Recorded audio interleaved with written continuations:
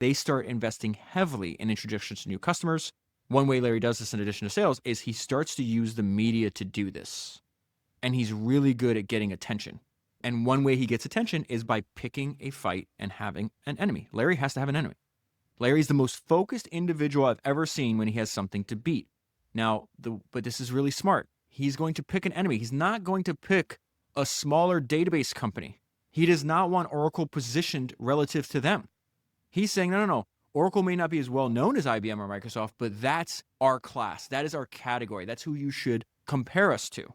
This is brilliant positioning and just the way he got Oracle in the media. Ellison had set out to stop people talking about Oracle and other database companies and to get them talking about Oracle and Microsoft. Oracle is now perceived as a software heavyweight. This is Larry talking, by the way. Oracle was now perceived as a software heavyweight, ranked just behind Microsoft and IBM.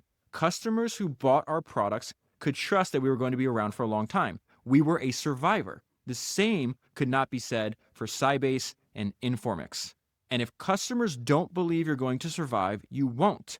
Larry continues, I wanted to knock out Sybase while they were technically behind and vulnerable, even if it meant sacrificing profits in the near term. If we were successful, the profits would be greater in the long run. Ellison strongly believes that Oracle is always at its best when it has an enemy to go after. We pick our enemies very carefully. It helps us focus. We can't explain what we do unless we compare it to someone else who does it differently. We don't know if we're gaining or losing unless we constantly compare ourselves to the competition. I like to quote Steve Jobs when he said that the thing that really bothers him about Microsoft is not how successful they are or how much money they have. It is the tasteless mediocrity of their software. I totally agree with Steve.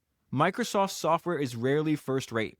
They never, ever innovate, but they're good copiers. All those bright people at Microsoft remind me of the guys you see sitting in museums making beautiful copies of great art. Their pictures are beautiful, but they're copies. Even Bill Gates' business strategy is just a copy of Standard Oil's strategy back in the 1870s. But when Rockefeller used his monopoly to crush his competitors, it wasn't illegal. There were no antitrust laws back then.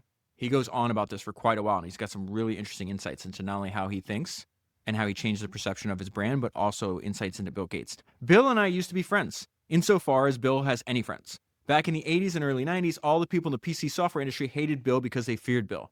But Oracle didn't compete with Microsoft back then, so we got on pretty well. As I got to know Bill, I developed a great respect for the thoroughness of his thinking and his relentless, remorseless pursuit of industry domination.